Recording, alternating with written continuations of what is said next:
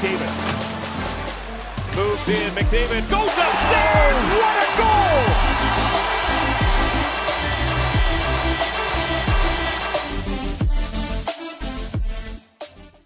Hey guys, how's it going? It's Etanyos here.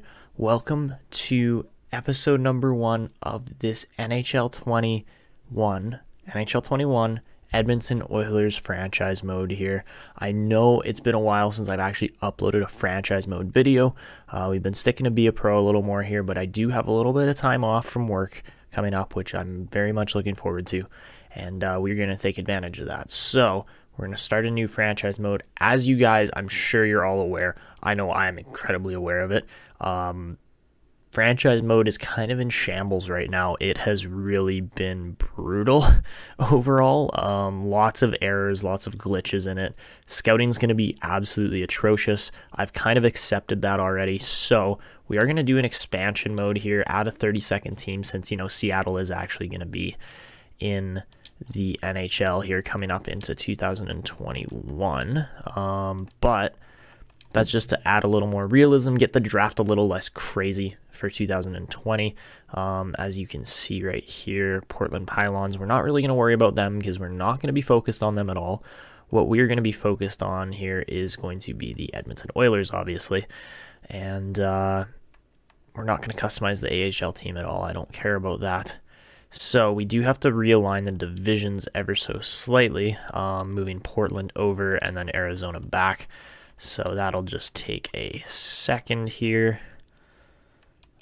So now we get to move all these teams back and forth. It really doesn't take all that long to do. It's more just alphabetical order more than anything really, and there you go.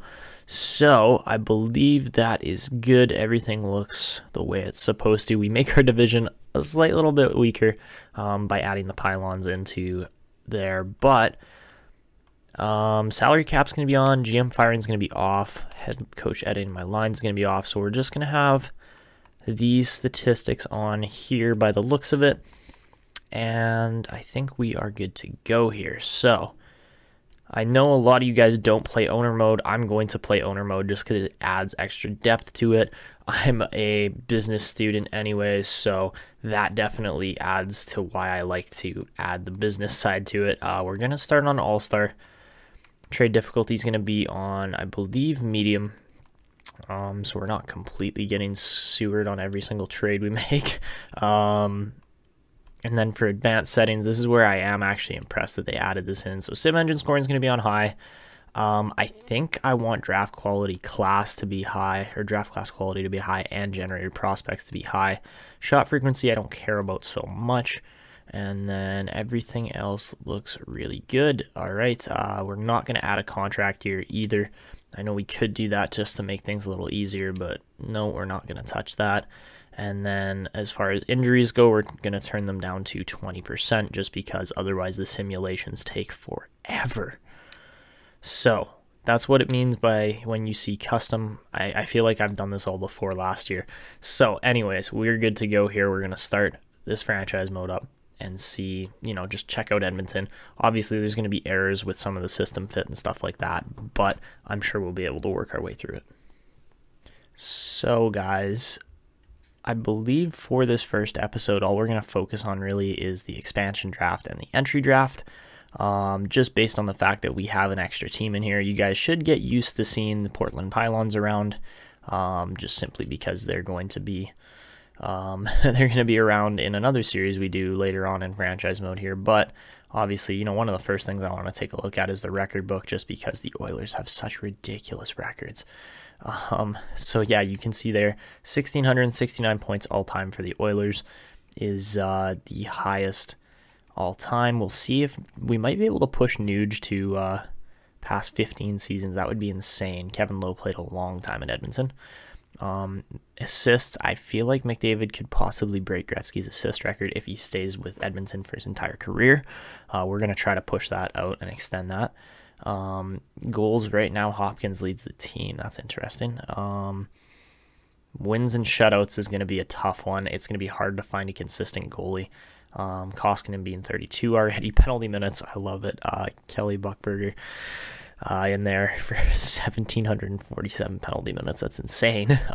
But slightly strange order here too. I don't entirely understand why there, but that's okay. All right, as far as single season records go, 215 is not going to be beat for a single season points record, or 92, or 163 assists. Nobody's breaking any of those. But 42 wins by Cam Talbot is I feel like that's a pretty doable number for some goalies. As far as rookies go, none currently, but Yari Curry had 43 assists in his rookie season, 75 points. I feel like if we somehow get a crazy good rookie at some point, that could happen. I don't know when that would ever happen, but 33 goals in a rookie season for Jason Arnott was okay. I feel like that one's definitely breakable, and same with 28 wins for a goalie if you develop the goalie properly. Again, definitely possible. 8 points in a game is the record, 5 goals or 7 assists, all held by Gretzky. And then saves, Ben Scrivens had 59 saves in 2014. I don't even remember that game because Edmonton was kind of bad right before they got McDavid. Alright guys, so we are going to advance the expansion draft here right away. I just do want to take a quick look at the draft class, just take a peek at it. So Lafreniere going to be the top prospect there, but this is very interesting because it's essentially like we're just doing blind scouting here in the first draft. We have no idea how guys are going to turn out, what they're going to be like. So yeah, it's definitely going to be interesting to see what happens with Edmonton here and how things kind of pan out. So let's advance to the expansion draft, just see what happens. So first things first, we're going to see the draft lottery pop up. Obviously, the salary cap didn't change this year. Actually, sorry, we have to generate our protected players list first. So obviously, we're going to protect McDavid, Draisaitl, Hopkins. I would say Nurse. Yeah, Nurse is probably the best one to protect. We might not cover... Clefbaum seems to get injured a lot, but... we'll cover these guys. Athanasiou I definitely cover too. We actually have too many defensemen now, so that's a problem. Because freaking Chris Russell. Love it. Okay, so I'd say we protect Puljujarvi and Benson as well. Both guys that could, make a difference in the team moving forward, and I'd say the other guy we don't cover would be Clefbaum, probably. We don't have a goalie selected currently. I would say we cover Koskinen, but we're at 10 out of 8 skaters, which, okay, I guess that does make sense. So I'd say the guy I wouldn't cover would probably be Benson, just because he's lower potential. And then the other guy that we can't or probably shouldn't cover would be, I'd say Athanasiou. Okay, so there you go, 8 out of 8 skaters. I think we've kind of got a pretty good list protected here, but obviously, Edmonton's a big target. You can lose some really good players here too, so that could potentially suck, but we'll see what happens. And we stay at pick 15. Okay, sounds good.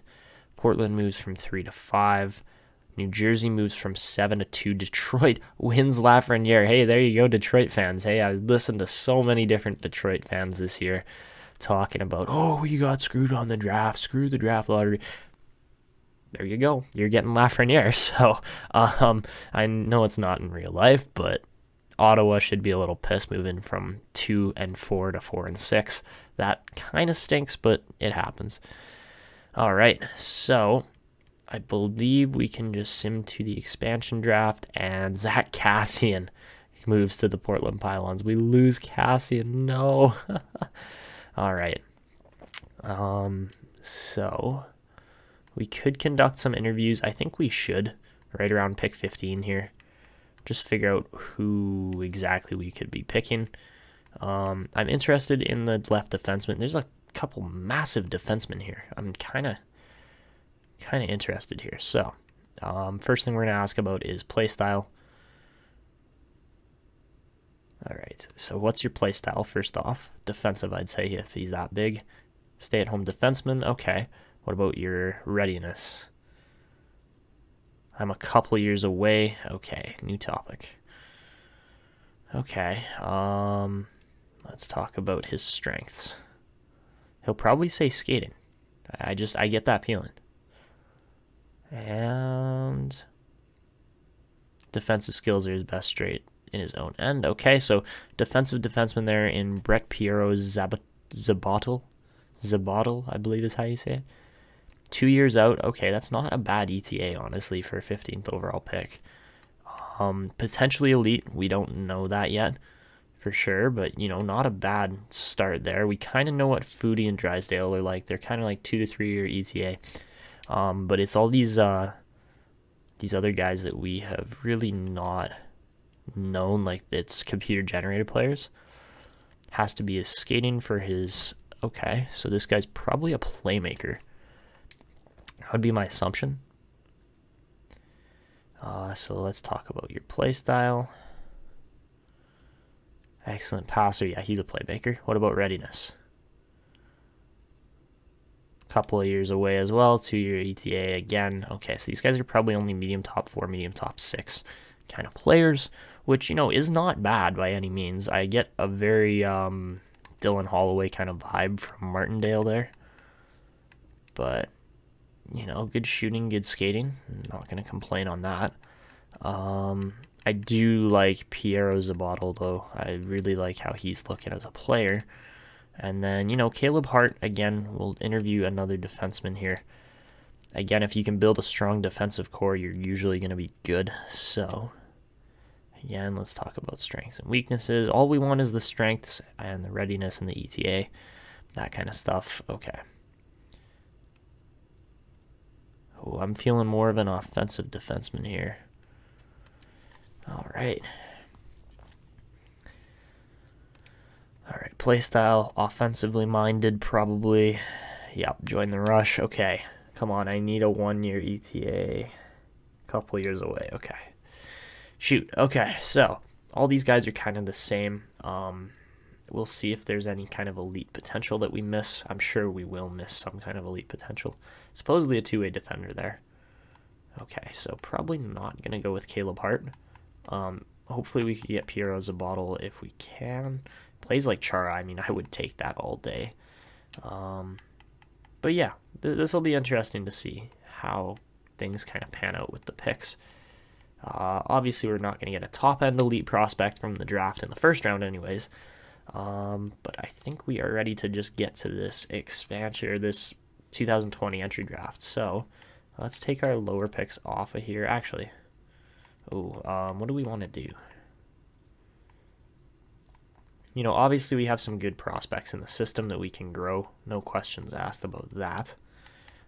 It's more so just getting, you know, all the pieces set in the right spot. I think we kind of want to try and trade our current picks that we have, preferably. I love how Konovalov isn't even in here, and he's easily Edmonton's best goalie prospect, but whatever.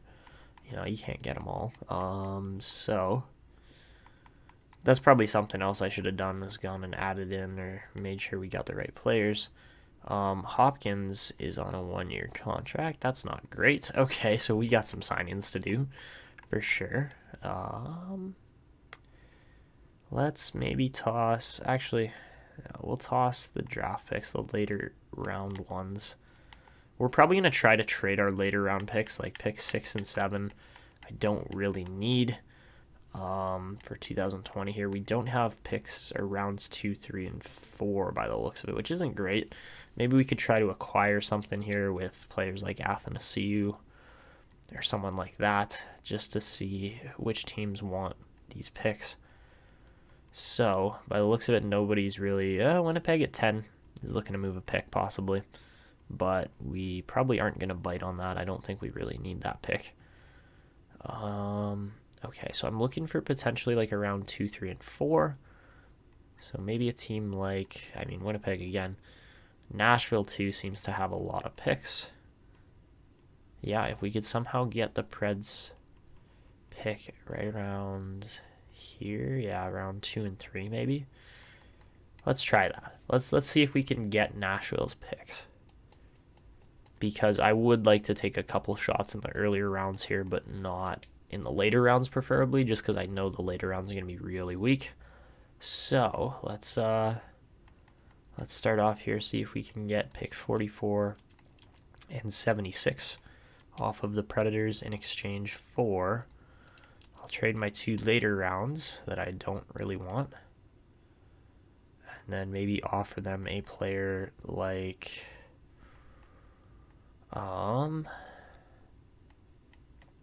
Etanyos got no value. That kind of sucks. I thought he was going to have more value than that. I guess not. We could try Etanyos and then like a 3rd rounder next year. I don't think that's still not going to be enough trade value. The picks are so much more valuable this year than they have been in the past. It's kind of crazy, actually. So,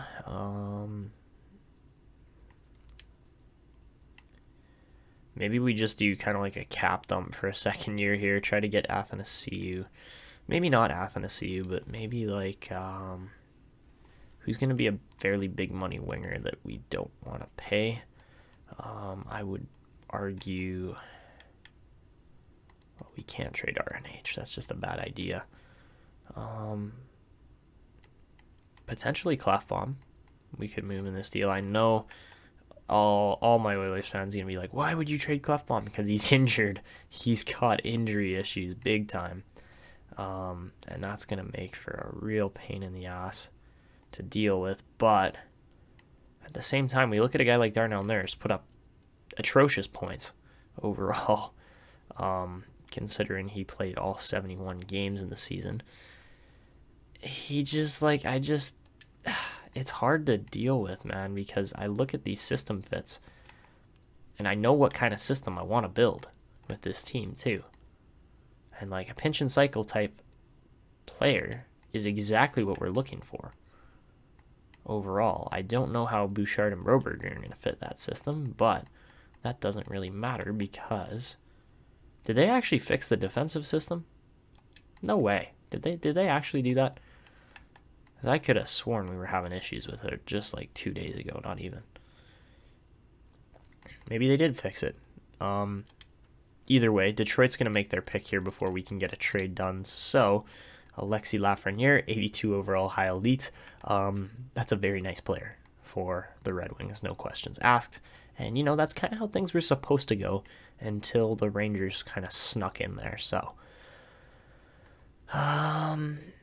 if anything, you know what? If anything, I want to try something a little ridiculous here. I know we have pick 15. I don't see how we could possibly pull this off. Get a 1st and a 2nd off of Winnipeg. The value's just too obscure in exchange for a guy like Nurse and like draft picks. Like I don't see that happening by any means. And Winnipeg would be over the max cap too. All right, so there you go. I think maybe our best bet would just be to kind of stick with what we got at this point. I don't want our later round picks, so maybe we could trade those for a winger, like Cam Atkinson or someone like that. That would not be a terrible idea. Even go and get Jordan Eberle back, that would be funny. That would just be spectacular. Actually, I would really enjoy that.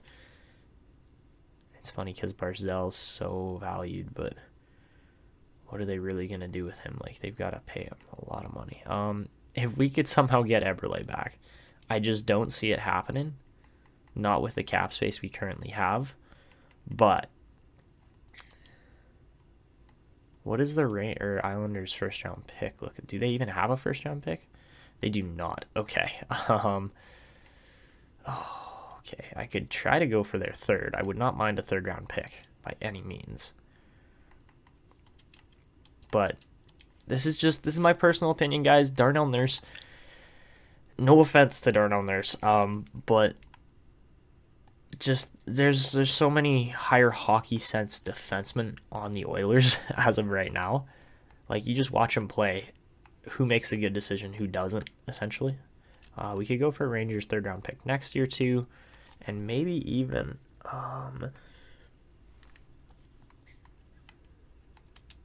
3 third-round picks, I would not be against that deal, and we'd get Eberle back in exchange for Nurse. I would take that. Even though Eberle, you know, is getting a little bit older. How old is he now?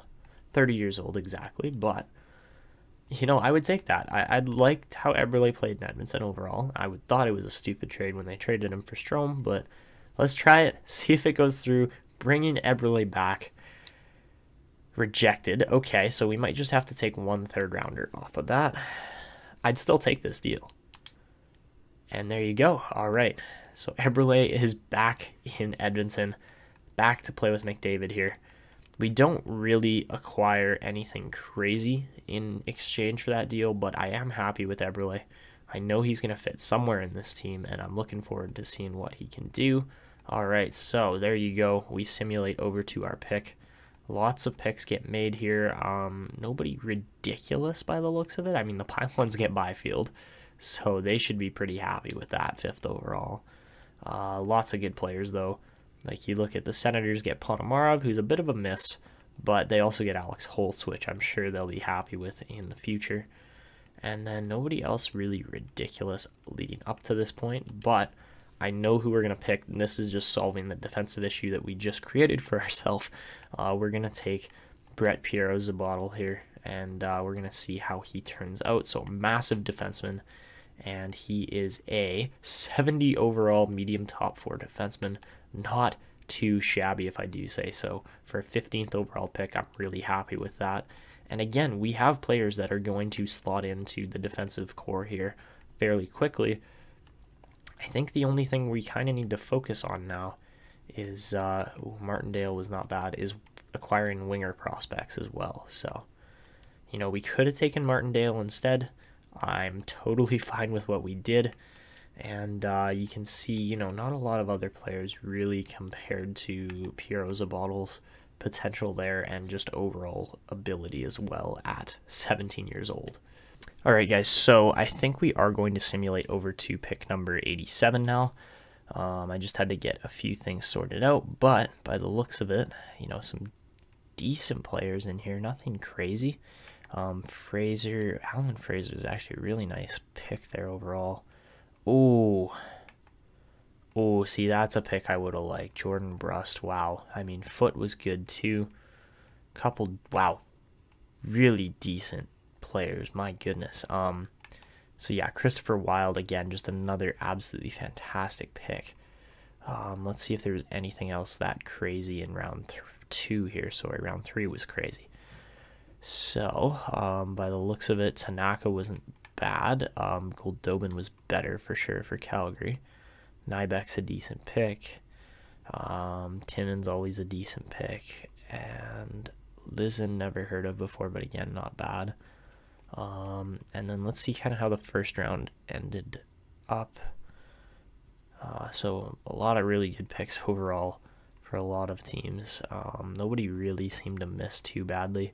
I mean, the Senators missed on that 3rd first-round pick of theirs, but besides that, you know, not too shabby. We've got pick 87 coming up here. I don't know exactly who we're going to pick. I am kind of leaning towards more of a winger, like Andronov. Again, no idea on these guys. We're essentially just picking blind on everybody at this point. I know Jan Mizik would have decent potential. I don't know if he'd ever actually make the NHL, though, which is the reason why I am hesitant to pick him. Yeah, a lot of these guys, I don't know them at all. And then all the players with faces essentially have no potential overall. So, yeah. I think we're going to go with Andreoff, I believe is how you say it. Yeah, Declan Andreoff. I think we're going to go with him. So, again, I have no idea on this guy. He'll probably be like a medium top 9 potential. And, okay, so he's a low top 6 playmaking winger, 64 overall, so not too bad. Has the potential to possibly make the NHL still. Okay, that's not a bad pick by any means, but it's not spectacular either. But it is a 3rd round pick, to be fair. All right, so we don't have too many other picks left here. We got pick 143. We'll see if there was any steals in these rounds here. Doesn't look like it really, but you never know. Sometimes there's a good pick or two in here. Jan Mizak, like I said, decent potential. Not great overall. Oliver Suni, same kind of thing. Ooh, Michael Conklin. Decent potential, man. Like, really decent potential. 4th round pick for Florida. That's insane. And then another elite player here in Devlin McDonald. 49 overall. Again, no guarantee any of those guys actually make the shell, but you never know, right? So, for the remainder of round 3 here, let's see who got picked after our pick. Anybody insane? Not really. Okay, so we didn't really miss too much there. Couple really low-end elite players, supposedly elite players anyways. I think with this next pick, I think Pavel Novak is a really good option just because he's a guaranteed medium top 9 player. Everybody else is a big question mark overall. So you could go with a guy like Kirk Stanton or Jan Bednar for goalies, but I don't know if that's the route we want to take here. When's our next pick as well? This is our last pick. Okay, so we got to make this one count. I think I want to go with Pavel Novak just to guarantee a winger. And, you know, right wing, he's got decent potential, so I think Novak's going to be our pick. All right, so we will take Pavel Novak here from the Rockets. Medium top 9 playmaker, not terrible. 53 overall, so low overall, but has the potential to possibly make the NHL at some point in his career still. That would be awesome if he could. Okay, guys, so looking at the draft class, I do actually want to take one more shot here on one of these goalies coming up. I think, what's his name? I think Bednar is the guaranteed kind of pick, but at the same time, a guy like Kirk Stanton could hold massive potential, and we have no idea. So that's right around pick 163 coming up here, so we're going to find a trade for that. I think we're looking mainly at a team like, not Buffalo necessarily, but let's see, just who has a pick around there, right? So right around 160 preferably. And if there's somehow 2 picks, I would not be against it, like a 5th and a 6th there. I would take, actually, no, 168. It's just a little bit too far off. It's close, but not quite. Like, if Detroit wants to let go of their 5th and 6th round picks, I will make a trade for that. I'll offer, like, our 4th rounder next year in exchange for that if they'll take it. And they do. Okay, that's perfect, because now we've got 2 more shots here at potentially really good players. So pick 148, we move over just a little bit there, but I think it'll be worth it. So again, that's just adding to the prospect pool a little bit, trading 1 player for 2 players essentially. So I think we want to start off here by selecting the goalie that we're looking at. Actually, Josiah Dainton could potentially be good. Another undersized winger. I don't know if that's exactly what we're looking for. Might be looking for maybe a slightly bigger player. I'm looking at a guy even like way off the board here, like Luke Evangelista. I mean, again, not really a bigger body necessarily, but okay, guys. So with pick 148, I think I'm gonna take the risk. Even though I know Bednar is a good goalie guaranteed, I don't know if they changed his potential at all. You know what? I think I'm going to take Jan Bednar just to be safe, but it might turn around and bite me in the ass, so we'll see. How good is his potential? So, okay, 52 rated medium starter. I think that's about as solid a pick as you can get in the 5th round. And at that size of a goalie too, like 6'4", 187, he's going to be athletic. He's going to be good. There's no question about that. So now it's more seeing how that other goalie pans out and if he's any good. All right, so we are going to simulate to pick 161, see how this this other goaltender turned out, and if we messed up the decision or not. And wait, did I miss it? I think I did. Maybe not. Wait, is the goalie still on the board? I guess he is. Yeah, Stanton's still on the board, but instead of taking Stanton, we have not taken a center yet this draft, and I think, even though, again, it's a total shot in the dark, I think I want to try and take Conor Hancock here, just because, well, Josh Lawrence, again, no guarantee, undersized, absolutely. So I think I'm going to go with Hancock. No guarantee on potential again, guys, but we'll see how he turns out. And he is okay, medium top 9 playmaking center. Not terrible for a 6th round pick. Decent potential on him for sure. And I want to see how Stanton turns out. Are the Pylons gonna select? No, they aren't. Okay, so oh my goodness, Sokolov had some decent potential for decent overall for a 20-year-old, and Stanton was a 52 rated medium starter, so exactly the same as Bednar. I think we actually made the right decision in Bednar since he's a bigger goalie overall. All right, so overall we're gonna end the draft here, I think, or just finish off these last little bit of the rounds. Overall, I think we had a very Weston Ferrelli was a low elite. I was looking at him, I was like, nah, there's no way we pick him. He's undersized. He's a late round pick. There's no way he actually turns out to be anything. And of course, he's a very decent offensive defenseman for the Rangers there. It happens. It sucks, but it happens. So yeah, we're going to end off this draft, simulate the entire thing here, and there you go.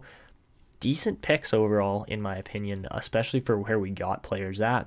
Like, Piero Zabotle, great 15th overall pick, huge defenseman, and has the potential to make the NHL lineup within a year or two.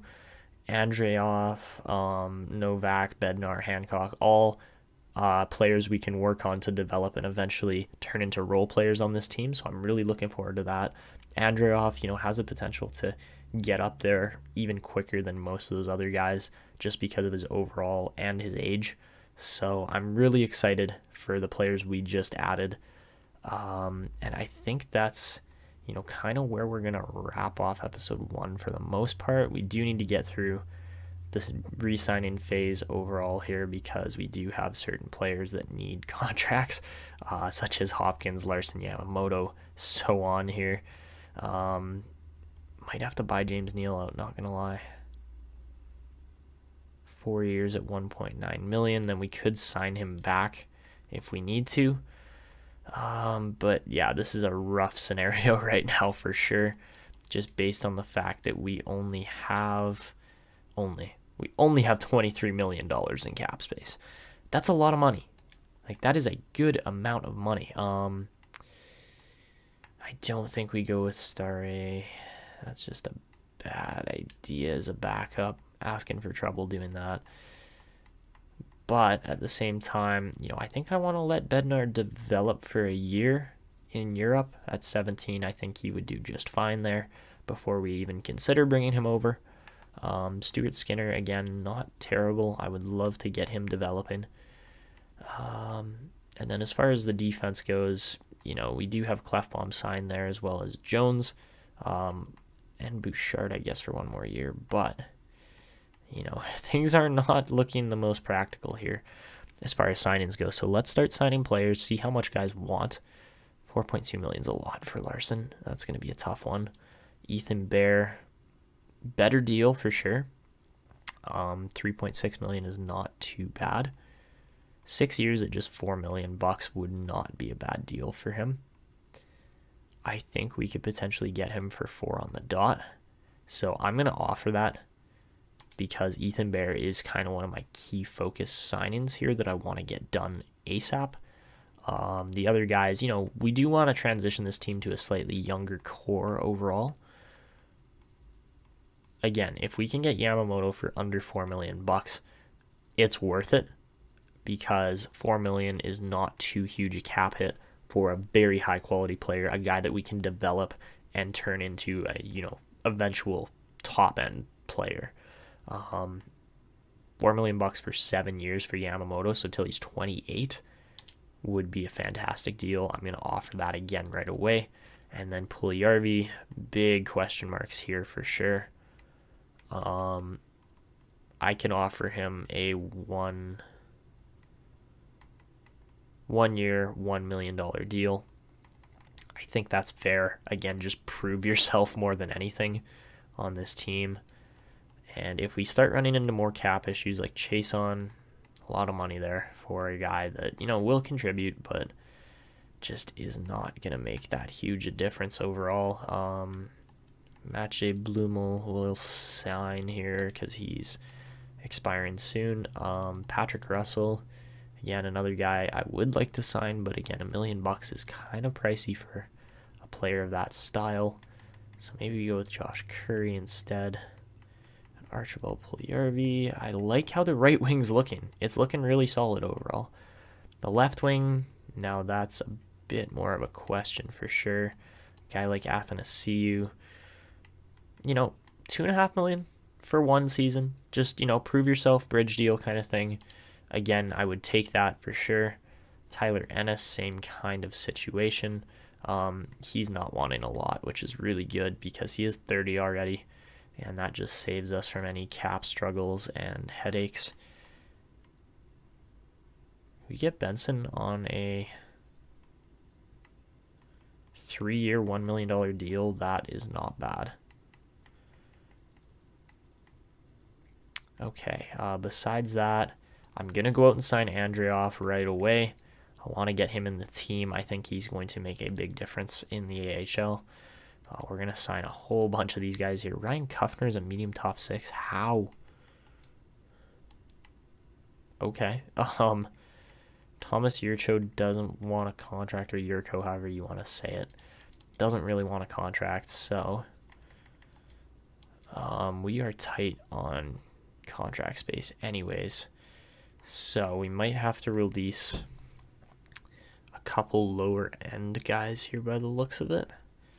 I would rather release a guy like Malone, or I don't want to release Sheahan, but Sheahan. I'd rather not have to release guys like that, but we might have to, especially with this Hopkins deal coming up. This is expensive, man. But it's Hopkins. He deserves this kind of money. And I just want to see if the rule of 75 or rule of 85 is going to work here still. So we want 7.85 million at 85%. We can offer him a $7 million deal. And if he takes it, I will be very glad with that. That is not too bad a deal for Hopkins. I think we can get him on that. And he would essentially just play out the rest of his career with the Oilers here. Even though that is a pretty bad cap hit overall, I think it would be all right. And I think we can make this work. This is looking all right. So let's try to sign Kara. 1 million, or 1 year, 1.2 million I would take. Cooper Marody, same kind of thing, like a lower end kind of deal. Even for 2 years, I would offer him the max amount there. Brad Malone, we are going to release just to clear some space. Same thing with Gambardella. Again, we just need guys playing. We need guys like Ryan McLeod playing. We need guys like Raphael Lavoie once he's ready. We need him playing, right? So these guys have to get ice time. Otherwise, this is not going to work for our team. 1.2 million is too much money for Sheahan. 925K for Granlund is better for sure. So unfortunately, Riley Sheahan's going to walk here too. Who else do we have left to sign? I think we just have a couple more of those defenseman contracts more than anything. That's going to be the toughest part here. So we still have Benning left. I want to bring Benning back. That is the one thing that I think Edmonton seriously messed up on, was not signing Matt Benning. Let's see if we could do 4 years. He wants 2.3 million. Rule of 85, we can offer him 1.955. So 2 million for 4 years. I would take it on Benning. Again, just a really good depth defenseman overall. William Lageson does not want a contract. That is an interesting one. That is not going to fly with me. We want to get him ASAP. And Piero Zabottle, we're going to sign right away. We're going to give him the opportunity to play in the AHL here and develop properly. Ryan Mantha, probably going to walk. Okay, so we got Piero's a bottle. I believe Broberg, he's going to play in the minors by the looks of it. Okay, so 2 defensemen there. Samorukov makes 3. I think we go with Logan Day instead. I don't know why. I just get that feeling. Well, he is younger than Keegan Lowe, so that would be why. Keegan Lowe's going to walk. Manning's going to walk. We're going to offer Lagesson a decent amount of money here, even though it's kind of ridiculous to offer him that much. We might have to just qualify him. And then if we look at our actual team, if we sign Larson, then we got 1, 2, 3, 4, 5. Bouchard would make 6. Is Bouchard the 6th defenseman we want? I think so. I think he is kind of ready to start stepping up here in this Edmonton team. I don't know how well he's going to fit. We have no idea on that, but that's okay. I think Chris Russell is a walk-off at this point. I think he is done. They signed him back. I don't know if I necessarily agree with that. Larson wants big money here. So 4.25 times the rule of 85 gives us a $3.61 million contract. All right, so let's offer him 3.7 for 5 years. That's actually a really good deal for Larson, sorry. And if we get that, I will be happy. Lagesson, I'm going to offer him the $1.5 million because we have a little bit of cap right now. Let's advance a day or two here. I'm just going to press X on the controller here and see what happens. So we'll see who signs. We'll see who can't sign due to roster issues. So Larson signs the $3.7 million. That's great. Tyler Ennis signs that low-level deal. Hopkins rejects. That's not great. Okay. Athanasiou signs his contract. Good. That's a 1-year bridge deal. Kara signs. Ethan Bear signs. That is huge. Huge deal there for Bear. I think we got him for 6 years at $4 million or something right around there. So that's really good. Yamamoto signs the $4 million for 8 years, 7 years. Yeah, $4 million for 7 years. That's great. Matt Benning rejects. Okay. So he wanted a shorter deal. Josh Curry resigns. Granlund rejects. I'm not really interested in the 2-way offer. Okay. Benson signs. Lagesson also signs. Okay. Logan Day signs. Cooper Marody signs. Nolan Vesey signs. Ryan Kuffner signs. Sekinen signs. Jesse Puljujarvi signs a 1-year bridge deal. That's a big one. Blumel signs his entry level there. Andrinoff, same thing. Same with Piero's a bottle. Nice. Okay. Overall, I think we did really well for those contracts. Didn't have too many guys tell us no. So the guys that did tell us no were Benning. I think we have to bring Smith back. I mean, we have $9 million. Hopkins is going to be expensive. Okay, who else do we have left to sign besides? It was just Hopkins and... Okay, maybe we offer Hopkins less than 8 years. He wants the same amount of money no matter what. I can offer him 7.25. Anything more than that is really taking a big chunk out of our cap. I mean, worst case scenario, we could buy out a guy like James Neal as well, end up with about $4 million to potentially sign another goalie. Benning's going to be tough, man. 2.1 times the rule of 85 is a $1.785 million contract. So 1.8 for 2 years, I would take that on Benning. I think that's it. I don't think we really have too many other options to sign here. Goalies, right? Goalies. We definitely need to sign goalies. So we'll get Stuart Skinner for the next 2 years here. Olivier Rodriguez, good to back him up, I think. Shane Starray, I don't think we sign. I think we go for Mike Smith, $1.6 million. That's not great. It's not great, Smithers. There's Smithers. I'll offer him the 1.6 or 1.55 for 1 year. 1.31 or 1.32, sorry. All right. So Mike Smith's going to get a single-year deal there. We're going to advance a day. Hopefully Hopkins signs, because if he doesn't, we might be screwed here. Smith rejects. Okay. Hopkins rejects. He's telling me we need more money to change his mind. He doesn't think the team can win now. I kind of do think the team, or I do think the team could win now. Stuart Skinner resigns. Okay. I think we might take our risks here.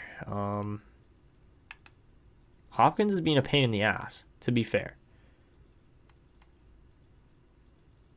He'd be getting a lot of money anyways. Like, another $1 million a year is not a bad contract by any means. I don't want to offer him $7.5 million. We're gonna have to. I think maybe we do like a bridge deal. Offer him like 3 years at 7.5. So till he's 30. Keep his youth, keep him playing in the team, but that's expensive, man. It's really expensive, and we could probably spend that money on other better players to kind of reformat this team. I'm going to qualify Benning, because he's being a pain in the ass. And I'm going to offer Smith a single more option here. He wants the 2 years. I'll offer it to him. We might end up trading him. Let's see. So Smith resigns, and Hopkins takes the 3 years at $7.5 million. Okay. So I think we are good to go here. Not going to make any other changes. We are good to advance to free agency.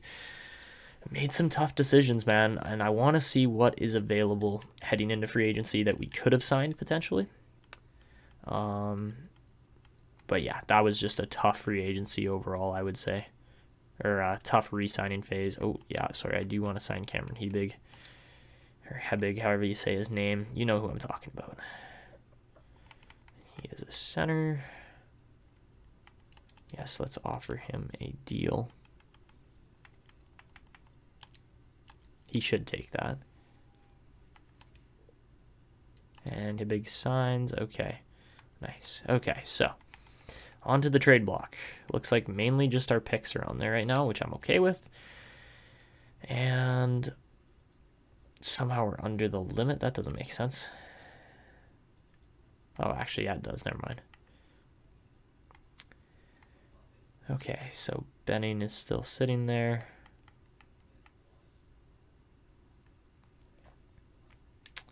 All right, let's take a quick peek at the free agents that were available coming up here. Yeah, big names. We could have made much more drastic and different signings than we did. I don't think we necessarily made the wrong decisions by any means, but a Gabriel Landeskog would have been real nice. A Max Domi would have been real nice. Like, a couple of these players would have just changed the complexion of the team completely. Tyson Barrie, we still could go out and get him. You guys need to let me know here what we're doing coming up. I think the one thing we definitely need to go out and do is try and get our coaching and our system all lined up to end off this episode, just to make sure that we have things in place moving forward. Dustin Bufflin, cheap contract, big name defenseman. What if we just sort by potential here? Only 4 real kind of elite players there. Either way, big name players for sure. A guy like Burakovsky would be real nice. We don't have the money for him, obviously. Look at the goalies, man. Look at the goalies we could have signed. And that we still could sign. We could still play this properly. But I need you guys. I can't get my coaching done this episode, but it's okay.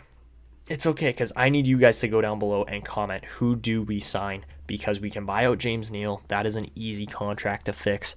We can buy out that $5.75 million, only pay 2 out of the 5 at 0.75, which would be huge, because then we would have enough money to go out and sign a goalie like Robin Lehner or a skater like Torrey Krug or Dustin Bufflin.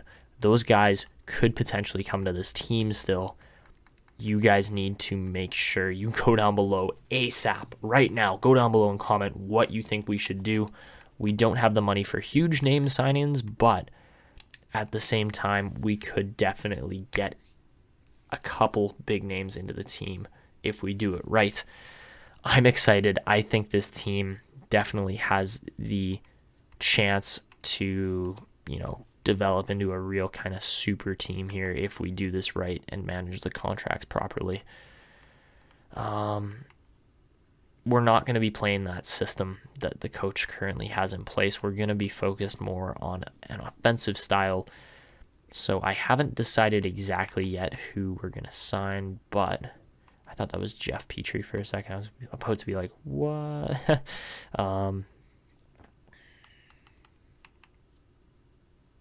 Fits a guy like McDavid real well. Fits Draisaitl not too badly either. A guy like Jason Petrie might not be a bad fit. He's not a great fit necessarily either.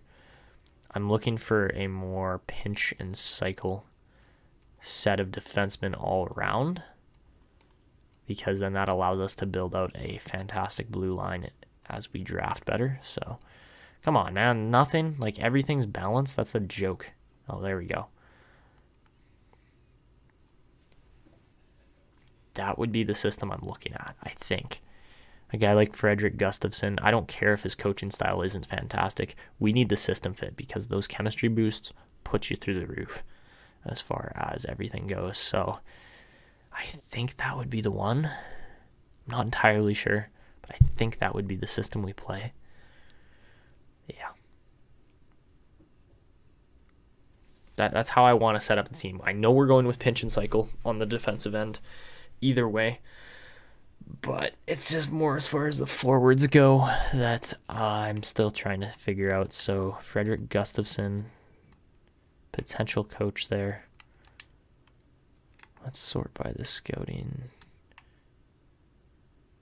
or by the teaching style. Not veteran, not goalie. We're looking strictly at offensive coaches here. Holy crap, that's a lot of freaking coaches.